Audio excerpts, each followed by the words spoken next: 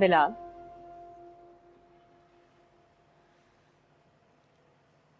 बिलाल ऐसे कब तक बैठे रहोगे? तूने सुबह नाश्ता भी ठीक से नहीं किया। मैं खाना लाती हूँ, खा लो। नहीं नहीं भाभी प्लीज, मुझे भूख नहीं है। बिलाल, जानती हूँ मैं दिल टूटा है तुम्हारा, बहुत गहरी चोट है, लेकिन खुद को संभालना तो होगा। पापा वहां उसकी बात पक्की करने के लिए गए और मैं यहाँ कितना बेबस हूँ। जमीला, ओ जमीला। बिलाल, खुद को संभालो वरना ये बहुत सवाल करेंगी। ओहो, कब से आवाजें दे रही हूँ, जवाब भी नहीं दे रहे हो।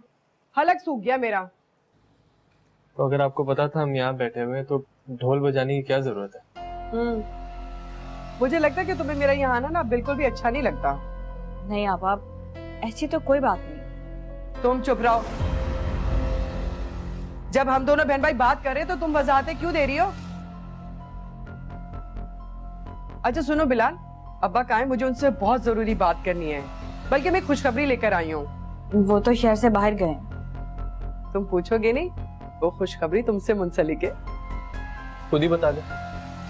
भाई मैंने अपने खानदान में तुम्हारे रिश्ते के लिए बात की, उन लोगों को कोई एतराज नहीं है।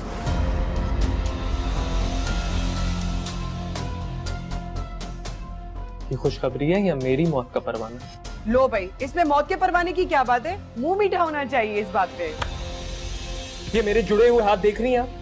मत करे मुझ पर इतनी मेहरबानी, नहीं हूं मैं इसके काबिल। खुदा के वास्ते मेरे बारे में सोचना बंद कर दे। तुम्हारी खोपड़ी जो है ना वो उल्टी हो गई है। पढ़ पढ़ के अपने आप को अफलातून समझने लगे हो। आने दो अब्बा को, मैं खुद ही बात करूंगी। हर वक्त तुम्हारी मनमानी नहीं चलेगी। और तुम सुनो, मेरे खिलाफ सारी पटियां तुम्हारी पढ़ाई हुई हैं और मुझसे ज्यादा तुम्हें हमदर्द समझता है। लेकिन मैं एक बात बता दूं तुम्हें, मुझसे बिगाड़ोगी ना सारी जिंदगी सजा भुगतोगी। और अपने मुजरिम को ना मैं कभी माफ नहीं करती हूँ। ये क्या कह रही हैं आपा? मैंने तो कुछ भी नहीं कहा, कुछ नहीं किया। हाँ हाँ, तुमने तो कुछ नहीं कहा, ये सब कुछ मेरा किया करता है। लेकिन तुम भी देखना, जब तक अब्बा नहीं आएंगे ना मैं यहाँ से नहीं जाऊंगी। हटो यहाँ से।